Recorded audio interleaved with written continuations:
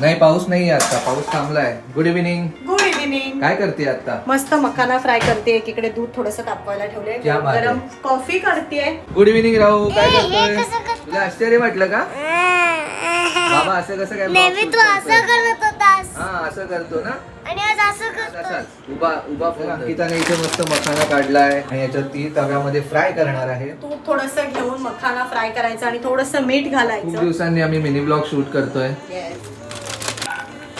थोडंसं आता ह्यात पिंक सॉल्ट ऍड करणार आहे. तर हे आहे आपलं पिंक सॉल्ट जे अंकिता आता ह्यात ऍड करते.